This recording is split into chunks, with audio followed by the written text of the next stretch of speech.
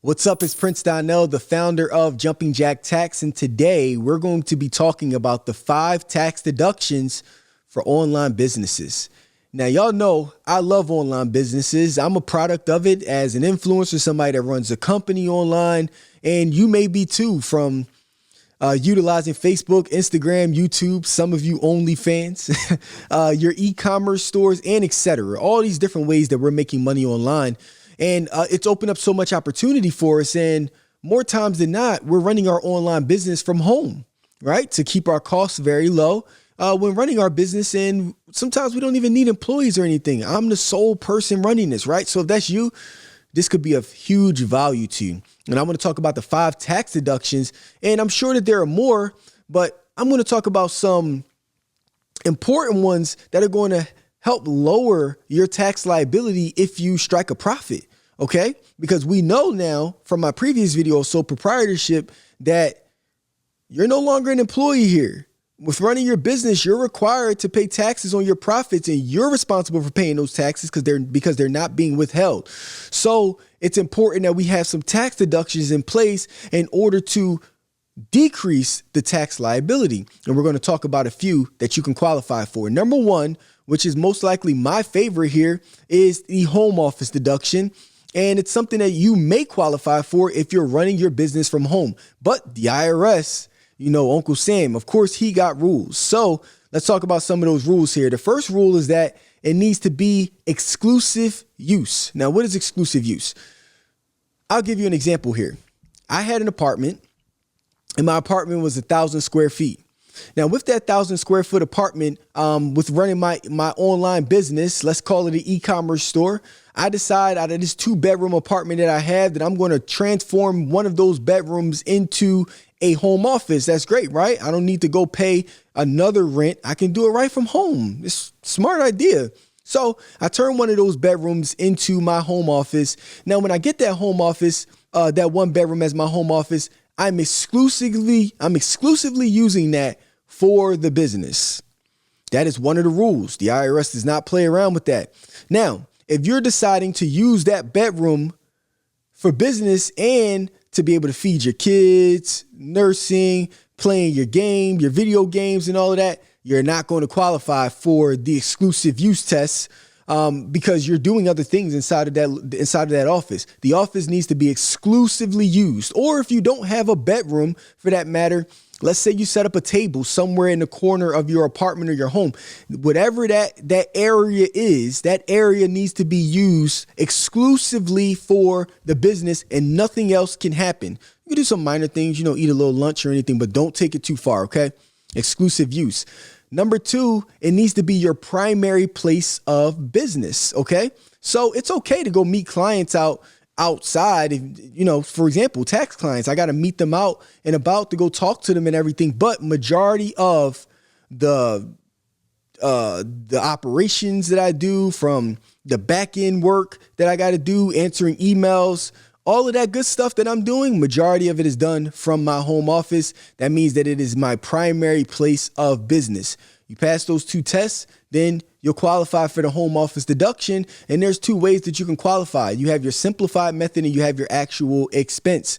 I'll break this down very simple, but you want to make sure you go to a tax professional in order to get actual details. But I'll break it down very simple so I can move along.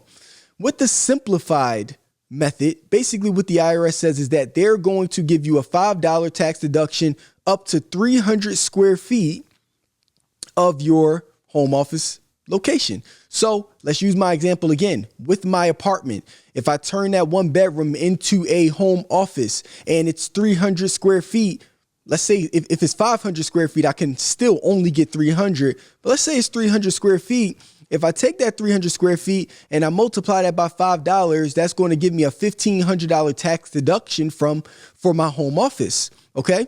Now, that's very simple. Now, if it's 200 square feet, if it's 75 square feet, because you're just using a small piece of your apartment or your home, then you multiply whatever that square footage is by $5. That's going to tell you how much of a deduction that you're going to receive. It's very simple. The IRS made it simple for you.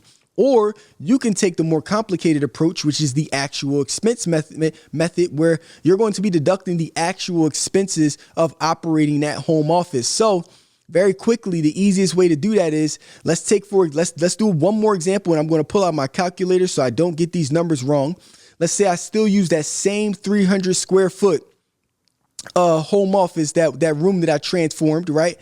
And my apartment is 1,000 square feet. Then what I'm going to do is I'm going to divide that 300 by 1,000, and that's going to give me a percentage, and that percentage is 30%, which means that my home office is using 30% of the actual apartment, and then I will be able to deduct a percentage from the actual apartment, from utilities to rent and etc. Now, with the actual expense method, you do have to keep very detailed records. So sometimes it may not be best to go with the actual expense. Sometimes it may be better to go with simplified. With whichever one is going to give you the highest deduction, that's what you go with. Now, I'm not going to break down your simplified or actual expense right now. You want to talk to a tax professional so that they can run those numbers for you, but you have two options available for you, okay?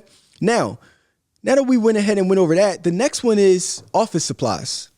Office supplies are very, very important. Now, remember, let's take my same example with my home office. I got my pens, I got my papers, I got my computer that I might end up getting. I got my so many different office supplies that I can choose from. I don't know a bunch of them right now, but you're able to deduct all of those office supplies. Just make sure you keep great documents. My best suggestion would be to find some sort of bookkeeping system or software so that when you go ahead and make those transactions, that the bookkeeping system is already tracking that. That's the easiest way. But if you can't afford it, then you're going to have to keep track of all your receipts every time you buy pens, every time you buy paper, and different office supplies that you need in order to run your online business. Okay. And then the next one is cell phone usage. Okay. Now, in order to run your online business, you may be somebody that needs to use your cell phone. Maybe you have to call clients. So what happens from that point on is you're going to be looking at the percentage of how much you use your cell phone to run your business. So let's say I use my cell phone to run my business 30% of the time. Then what I'm going to do is I'm going to take that 30% from the cell phone bill, and I'm going to be able to deduct 30% of my cell phone bill as an actual tax deduction for running my online business. This is something that a lot of people don't know. If you're watching this, you can. Obviously, of course, your cell phone needs to be used for business use, and you need to make sure that that percentage is accurate. Or you could take the other approach where you just get a separate cell phone and just use that solely for business use, and you're able to deduct that entire cell phone along with the bill as a tax deduction. But if you can't afford to get a separate cell phone, then you can use your personal one. You just take a percentage from it. Okay. The next one is one of my favorites because I love getting knowledge, education, training courses. There are a lot of education and training courses that are out there right now that you probably pay for in order to educate yourself as a entrepreneur. All of those things you're paying for, those courses, the education materials and etc. to enhance your skill, that's a tax deduction. You actually can take a tax deduction for educating yourself to make more money. That's a beautiful thing, right? So you want to make sure you take that tax deduction. You want to make sure you get good receipts of every time you pay for those courses and etc. And then the last but not least, you have your mileage deduction as well. You may be somebody who has a business where sometimes you do have to leave your home and you got to go meet clients. For example, like I said, with the tax business, sometimes myself, along with many of our tax professionals, have to drive to meet clients because we have a service where we can meet clients out and about and take care of their taxes. With that said, you could take the mileage deduction. Now, with the mileage deduction, you have two options. Again, the same as the home office deduction. You have your standard mileage deduction, which is the simple way to do it. And then you have your actual expense. And with the standard mileage deduction, the IRS does the same thing that they do with the home office deduction. They're giving you 58 cents per mile. So if we give an example here, let me just pull out my handy dandy calculator. Very simple. If I did, let's say 10,000 miles, 10,000 of those miles for that year were used to meet with clients back and forth, then those 10,000 miles, I'm going to multiply that by my 58 cent. That's going to give me a standard mileage deduction of $5,800. Very simple. Okay. You still want to make sure you track your miles. Please track them. And then if you don't want to go with the standard mileage deduction because the actual expense may be a better option, then what you do is you take the actual expenses of operating your vehicle, from insurance to you may have a car note, all the different things that are required to operate your vehicle. And what you're going to do is from that point on is you're going to look at the percentage of using your vehicle for business. And then you're going to multiply that percentage by the actual expense, which then is going to give you the actual expense deduction. But there's a lot more record keeping that has to be done in order to do that. So you have a simplified way. So just to overview the 5 common tax deductions that you'll qualify for as an online business, you have your home office deduction, okay, which you'll have to qualify for. You have your office supplies inside of that office that you'll need to run your business. You have your education materials and the courses that you're purchasing in order to enhance your skill set as an entrepreneur. You have your cell phone bill, which you're using in order to talk to clients to gather that business. And then you also have your mileage deductions that you could qualify for if you're going out and you're meeting clients. Now, what's very important is that, again, I can't stress this enough, keep great record of everything that you're doing. My best suggestion would be to get a bookkeeping system that's going to keep that record for you of all your transactions.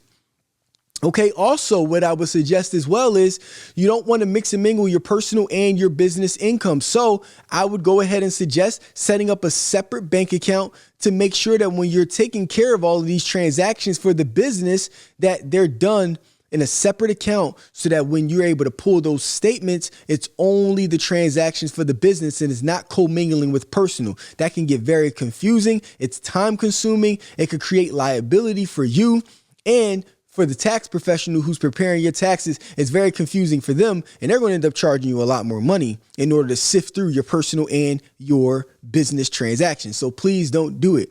So it's important, again, that as a new entrepreneur, as a sole proprietor, somebody brand new into this business, that it's great to make money, but it's important that we understand the financial responsibilities of running that business as well when it comes down to taxes, tax deductions, the amount of money that you're going to owe now that you're no longer an employee. You used to make money on a tax return, you get money back. It's important that we're fiscally responsible here because that's the other side of entrepreneurship that we don't talk about all the time.